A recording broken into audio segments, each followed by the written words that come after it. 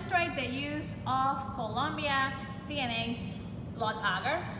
So CNA stands for cholesterol nalixidic acid agar, and cholesterol and nalixidic acid are antibiotics that can potentially inhibit most of the gram negatives. You see the red color?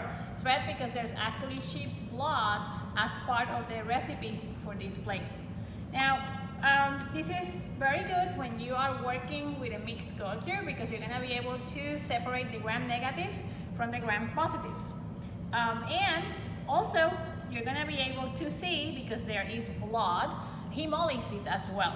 So the way you inoculate this is by either making a single line that you will then perforate with an inoculating needle, or you could do a streak plate for isolation, and then you will perforate the streak portion as well.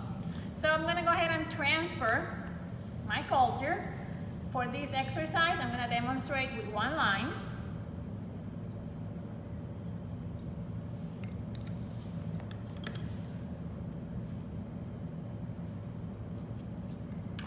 I'm going to incinerate my loop because I want to use proper aseptic technique, and I am going to also incinerate my needle. Now, let's talk about the purpose of the needle, because it's something very interesting. In order to view the hemolytic pattern, whether the bacteria breaks down partially, fully, or not at all, the red blood cells, sometimes it helps to have anaerobic pockets. And by poking it with, stabbing it with the inoculating needle, we're going to be able to achieve that. This is awesome because it's kind of fun. Stab, stab, stab, stab, stab, stab, stab, stab, stab, stab. It's awesome. And then you would incubate this at 37 degrees for 48 hours. You're going to read growth or no growth. If there's no growth, you assume that it is a gram negative. If there is growth, you're going to then look at the hemolytic pattern. Here I have 3 different plates: Gluteus, Streptococcus pyogenes, Microsporidium, and Streptococcus bovis.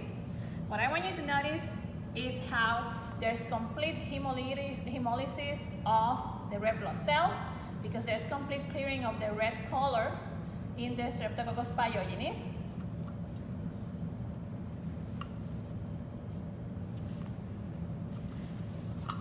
The green hue that you see here is because there was partial hemolysis, alpha hemolysis.